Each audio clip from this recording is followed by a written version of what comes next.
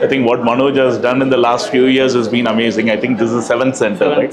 So 7th center, and he is expanding in all over Bangalore and Karnataka, and that too in regional language, Kannada. So people who are wanting to enter into stock market, don't enter without knowing the knowledge, because we all entered without the knowledge. Please go through the proper learning, and since he is also now SEBI registered, please make use of that opportunity, learn properly, and then invest wisely. So don't start trading, start from one by one step. First learn, invest, and then take it next to the level of trading. And I think in the long run, if you are there in the markets, it will definitely help you a lot. And congratulations to you and your team.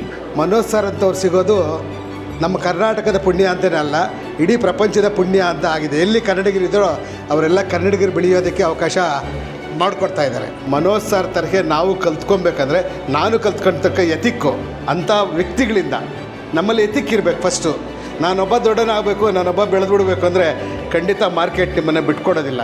ನಾವು ಹೊರಗೆ ಬರೋದು ಗೊತ್ತಿಲ್ಲ, ಚಕ್ರವ್ಯೂಹಕ್ಕೆ ಹೋಗ್ತೀರಿ, ಚಕ್ರವ್ಯೂಹದಲ್ಲಿ ಸಿಗಾಕ್ಕೊತೀರಿ, ಈಚೆ ಬರ್ತಕ್ಕಂಥದ್ದು ಕೃಷ್ಣ ಹೇಳ್ಕೊಡ್ಲಿಲ್ಲ ನಮಗೆ. ಇವಾಗ ಕೃಷ್ಣ ಇದ್ದಾರೆ, ಚಕ್ರವ್ಯೂಹದಿಂದ ಈಚೆಗೆ ಬರೋದಕ್ಕೆ ಹೇಳ್ಕೊಡ್ತಾರೆ. ಚಕ್ರವ್ಯೂಹದಿಂದ ಬರೋದನ್ನ ಹೇಳ್ಕೊಡೋದು ಬೇಕು ಹೊರತು ಒಳಗಡೆ ಹೋಗೋದು ಹೆಚ್ಚಲ್ಲ.